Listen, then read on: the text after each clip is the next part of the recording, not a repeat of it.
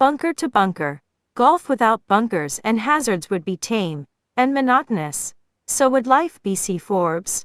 On a smoggy November morning, I am heading towards PAF Skyview GCC at 6:30 a.m. My flight is already waiting at the first tee of front 9. The chauffeur, who is also my caddy, is jamming on Nusrat Fateh Ali's tunes and my head is humming on the beats of tabla and sarangi. I am happy as a parrot, no worries in the world, and I'm expecting a wonderful round since I spent an hour on the range yesterday. I practiced my chip and bunker shot over and over. Can't wait to tee off. The course is a bit crowded today. Ours is the next turn. Joining me in the flight are Mr. Sajid, a friend from Montessori to date, Mr. Yaz, my cousin, and Mr. Fezan, a rather young golfing enthusiast. Nice crew and staunch players. Sajid and I are paired together. Fezan's tee shot flies nearer, over 275. Iyaz is also a hitter. Sajid and I, on the other hand, are mediocres, though we can put on a great show when we are together. We would keep our game going, winning or losing hole after hole.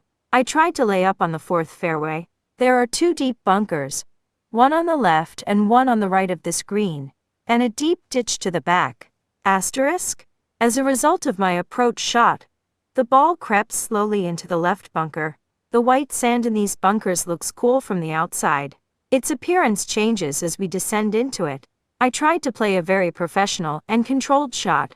Instead, I hit a clean shot that sailed over the green and plunged into the bunker on the right. Overconfidently, I had hit a wrong shot, and bunker shots are rarely forgiving. The bunker on the right is deep and a bit wall-like at the edge of the green. Anyway, I followed it and decided to hit a punch shot. Even though the ball glided beautifully across the green, it continued to lean into the right bunker again. Embarrassed, I positioned myself on the same sand again to negotiate with my ball once more. This time, the summit of the ball and sand wedge proved to be fruitful, and the ball rolled ever closer to the hole. I ended up with a triple bogey, with everyone, including my partner, laughing exuberantly at the turn of events. Golfers tend to put aside all decency on occasions like that. After all, I had given them the perfect opportunity to laugh out loud. Asterisk? It doesn't matter what game we are playing. Sloppy moves always take their toll. Lack of concentration is fatal. On top of that, bad posture is without a doubt unforgiving. I was more attentive to the embarrassment than I was to the shot. That's what led to my destruction in these bunkers. I could so easily blame the designer of this hole, or the depth of the bunker. The fact is, I played a shallow shot from a difficult bunker.